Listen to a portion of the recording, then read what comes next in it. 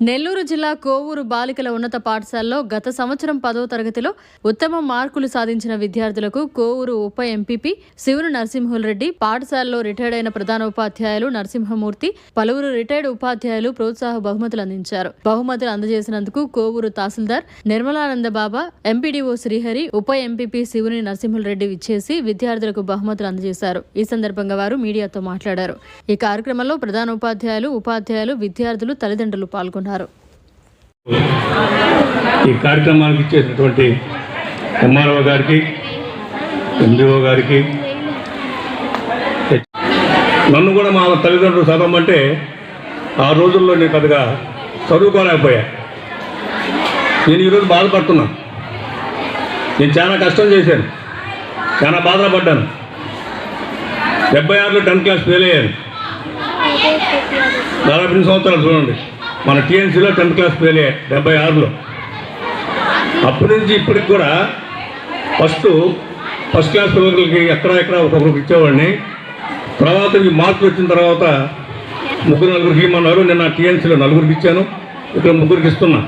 దీనివల్ల మీకు ఉపయోగం ఏం లేదు.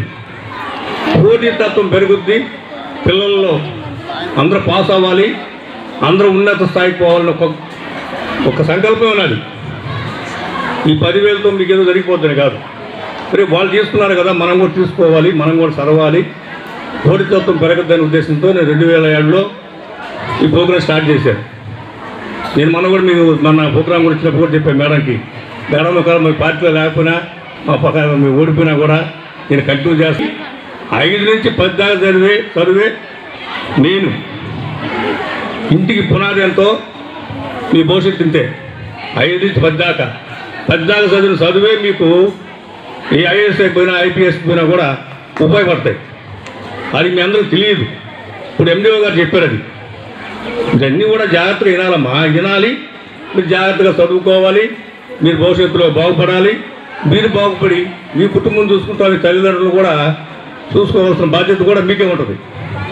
అంటే వాళ్ళ పరిస్థితులు బట్టి కొంతమంది ఇంట్లో ఆర్థిక ఇబ్బందులు ఉండేవాళ్ళు చాలామంది ఉంటారు. అన్నీ కూడా మీరు ఇప్పటి నుంచే నడవచ్చుకోవాలి. నేనైతే సర్పంచ్గా ఉన్నప్పుడు అందరూ డయాస్ మీద పిలిచి మాట్లాడమని ఇప్పటి నుంచి మాట్లాడితేనే మీకు ఆ రోజు ధైర్యం ఉంటుందని ఉద్దేశంతో నేను కొంతమంది చేత మాట్లాడిచ్చేవాడిని. 2007 నుంచి 160 మంది, 150 మంది, 140 మంది 10th క్లాస్లో ఉండే 10 మంది 15 మందే పాస్ అవుతున్నారు. ఇప్పుడు 160 మంది ఉన్నారు. 160 మంది చేతులు ఎత్తారు. 160 మంది పాస్ అయితే 160 మంది డబ్బులు ఇస్తా. 160 మంది కానీ ఫస్ట్ క్లాస్కి ఇస్తే 10,000 ఎక్కడ 160 మందికి ఇస్తా. కానీ పోయినసారి కూడా చెప్పారు రూమ్లో, నియోజకవర్గ స్థాయిలో వస్తే 50,000, జిల్లా స్థాయిలో వస్తే 1,00,000 రూపాయలు ఇస్తా అని చెప్పారు. ఏ రాలా, మండలంలోనే వచ్చారు. ఇప్పుడు కూడా మీరు ఫస్ట్ వచ్చారు, జేబీఆర్ సెకండ్ వచ్చారు. మీరు చెప్పడమే కానీ, చెప్పినంతసేపు భూమి కొట్టడమే కానీ మీలో పోటీతత్వం పెరగలేదు. మీరు కనీసం మన నియోజకవర్గ స్థాయిలో కూడా అప్పుడు దాట్లా. ఎందుకని? టీచర్లు చదువు చెప్పడం లేదా? మీరు దాని మీద శ్రద్ధ పెట్టడం లేదా? ఏదైనా మీకోసమే చెప్పేది. మీరు ఈ 10,000 5,000 జరిగేది ఏమీ లేదు. మీరు రాబోయే రోజుల్లో మీరు ఈ స్కూల్లోనే మళ్ళీ మీరు మంచి ఉద్యోగాల్లో పోయిన తర్వాత మీ తర్వాత వచ్చే తరం పిల్లకాయలకి వాళ్ళు కూడా మీకు సహాయం చేస్తే ఆ పుణ్యం కూడా మీకు ఉంటుంది.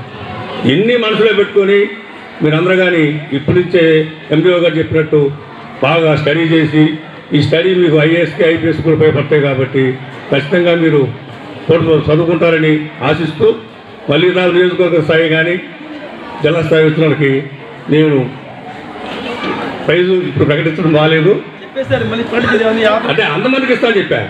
కాకపోతే మన నియోజకవర్గ స్థాయిలో కానీ ఫస్ట్ మార్కులు వస్తే 50,000 ఇస్తాను, జిల్లా స్థాయిలో వస్తే 1,00,000 రూపాయలు ఇస్తాను ఒక్కరికే. లేకపోతే సాధారణంగా అయితే నేను ఇచ్చే 3-4 ప్రతి సంవత్సరం నేను ఉన్నంతకాలం ఖచ్చితంగా మీకు ఇస్తానని కూడా హామీ ఇస్తూ ఈ అవకాశం ఇచ్చిన ఈ బాలికల పాఠశాలలో సంవత్సరం 10వ తరగతి పరీక్షల్లో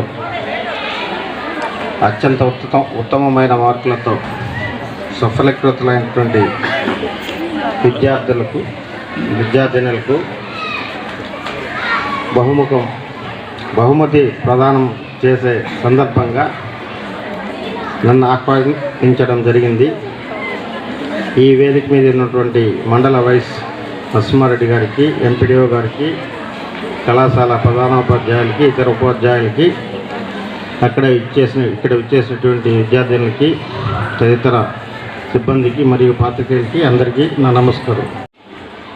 రిటైర్ అయిన మీ హై స్కూల్ హెడ్ మాస్టర్ గారు, అదే రకంగా మండల వైస్ ప్రెసిడెంట్ గారు, మిగతా వాళ్ళు కొంతమంది ఉపాధ్యాయులు అందరూ కలిసి ఒక ఫండ్ లాగా ఏర్పాటు చేసి బాగా చదువుకొని మంచి మార్కులు తెచ్చుకున్నటువంటి విద్యార్థులకి బహుమతి ప్రదానం చేసే కార్యక్రమంలో మీరు కూడా అలాగే చదువుకొని, అలాగే మార్కులు తెచ్చుకొని, అలాగే ఒక డయాస్ మీద, ఇంతకన్నా పెద్ద డయాస్ మీద మంచి బహుమతి అనేది తెచ్చుకోవాలా అనే ఇన్స్పిరేషన్ మీలో కూడా కలుగుతుంది అనే ఉద్దేశంతో ఇలాంటి ప్రోగ్రామ్స్ ఆర్గనైజ్ చేశారు.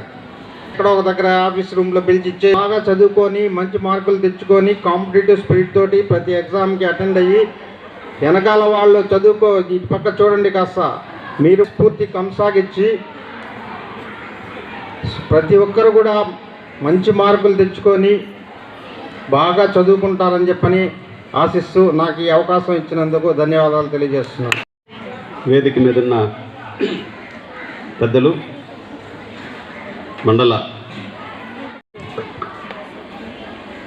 ఈరోజు ఒక మంచి కార్యక్రమం ఏర్పాటు చేశారు. మన ప్రధానోపాధ్యాయులు నరసింహమూర్తి గారు ఒక 2 నెలల క్రితం పదవి విరమణ చేశారు. జూన్లో పదవి విరమణ చేశారు. అయినా కానీ ఈ పాఠశాల మీద ఉన్నటువంటి అభిమానంతో, మీ మీద ఉన్నటువంటి అభిమానంతో, అదేవిధంగా ఏదైనా సరే పోటీ అనేది లేదా లక్ష్యం అనేది ఒక దానిని కానీ ఏర్పాటు చేస్తే ఆ లక్ష్యాన్ని అధిగమించడానికి చాలామంది ప్రయత్నిస్తారు. అలా లక్ష్యాన్ని కానీ ఏర్పాటు చేస్తే ఆ చేసిన లక్ష్యాన్ని సాధించిన వాళ్ళకి ఏదో ఒక రకమైనటువంటి సంతృప్తి కలిగించే విధంగా బహుమతి ఒకటి ఇచ్చినట్లయితే అది ఇంకా కొంతమందికి స్ఫూర్తిని అవుతుంది అనేటువంటి ఒక ఉద్దేశంతో ఆయన ఒక 50,000 రూపాయలు మీ పాఠశాలకు డొనేట్ చేయడమే కాకుండా మిగతాటి మన శివుని నరసింహారెడ్డి గారు, ఈయన ఈ స్కూలు, జేబీఆర్ స్కూలు, ఈ 2 స్కూల్లో ఎట్లాంటి పిల్లలకు సంబంధించిన కార్యక్రమం అయినా గత కొన్ని సంవత్సరాలుగా, ఈ ఒక్క సంవత్సరం గురించి కాదు, గత కొన్ని సంవత్సరాలుగా ఏ రకమైనటువంటి అవసరం ఉంది పిల్లలకి, ఏ రకమైనటువంటి సహాయం చేస్తే పిల్లలకి ఉపయోగపడుతుంది అని చెప్పని ఉపాధ్యాయులు కానీ ప్రధానోపాధ్యాయులు కానీ చెప్పిన వెంటనే ఆయన తన శక్తి మేరకు ఎంతో కొంత సాయం చేస్తారు. అది బహుమతి రూపంలో ఇవ్వని, లేకపోతే అక్కడ ఏదైనా వసతులు మెరుగుపరచని, అది ఇంకే రకమైనటువంటి స్ఫూర్తి చూపించని, ఏదైతేనేమి పిల్లలు మెరుగుపడాలా, వాళ్ళ యొక్క విద్యాబుద్ధులు, వాళ్ళకి విద్యను చక్కగా చదువుకునేటువంటి వాతావరణాన్ని ఆ పాఠశాలలో కల్పించాలనేటువంటి ఒక మంచి ఉద్దేశంతో ప్రతిసారి ఆయన ముందుకు వస్తుంటారు.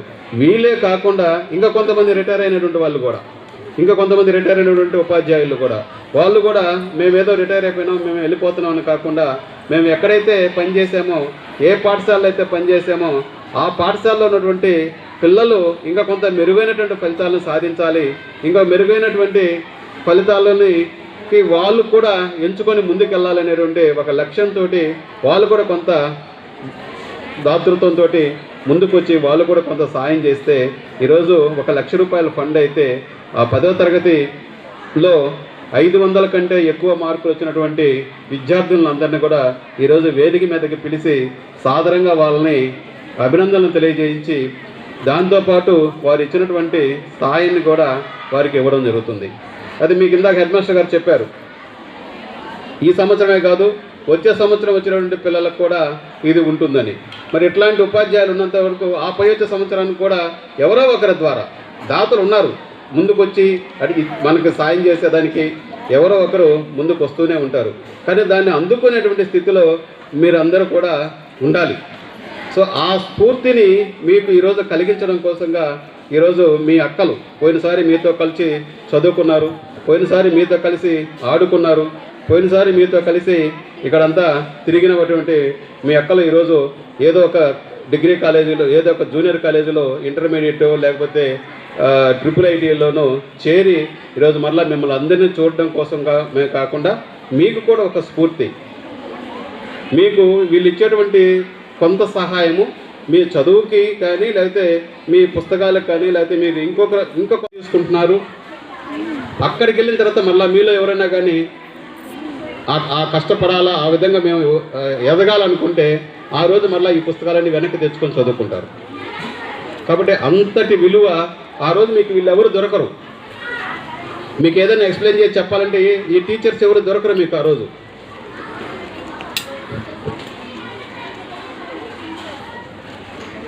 వాటిల్లో ఆ రోజు ఆ గ్యాప్స్ ఏదైతే వాళ్ళకి అర్థం కాక మిగిలిపోయినటువంటి గ్యాప్స్ ఎవరైతే ఉన్నాయో వాళ్ళందరూ వెనక్కి వస్తారు. దాన్ని అర్థం చేసుకుని ముందుకెళ్ళిన వాళ్ళు ఎవరు మాత్రమే IAS, IPS లేకపోతే పెద్ద పెద్ద గ్రూప్ 1లో, RDOలో లేకపోతే జాయింట్ కలెక్టర్లో ఇలాగా వాళ్ళు తయారై వస్తున్నారు. లేకపోతే మీ వీటిలో మనం సాఫ్ట్వేర్లోకి వెళ్ళినా కూడా మంచి ప్యాకేజీలు వస్తున్నాయంటే అక్కడ ఈరోజు మీరు ఇక్కడ చదివేటువంటిదే మీకు అక్కడ మీ నిర్మాణం ఈరోజు ఇక్కడ బాగా జరిగితే రేపు మీ ఫలితాలు కూడా బాగుంటాయి.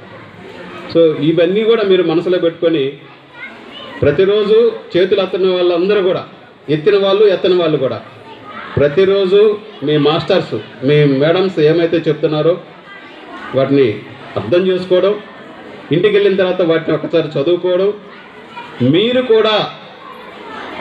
మీరు కూడా అదే పాఠాన్ని మిగతా వాళ్ళకి చెప్పడానికి నేను అంత తయారై ఉన్నానా అని ఒకటి ప్రశ్నించుకొని చాలు. ఈరోజు మీ మేడం ఒక పాఠం చెప్పిన తర్వాత ఒక 10 నిమిషాలు, ఒక గంట లేకపోతే ఇంటికి వెళ్ళిన తర్వాతనో ఈరోజు మనకు సైన్స్ మేడం చెప్పిన పాఠాన్ని నేను మా ఇంట్లో మా అమ్మకి చెప్పడానికి నాకు అంతా వస్తుందా, వస్తే నేను మా అమ్మకి మేడం చెప్పినట్టు చెప్పగలనా? ఈ సిద్ధాంతంతో మీరు వెళ్ళండి, ఫలితాలన్నీ మీ వెంటే ఉంటాయి. ఇలాంటి ప్రైజెస్ మీకు చాలా వస్తాయి, ఇలాంటి వేదికలు మీరు చాలా చూస్తారు.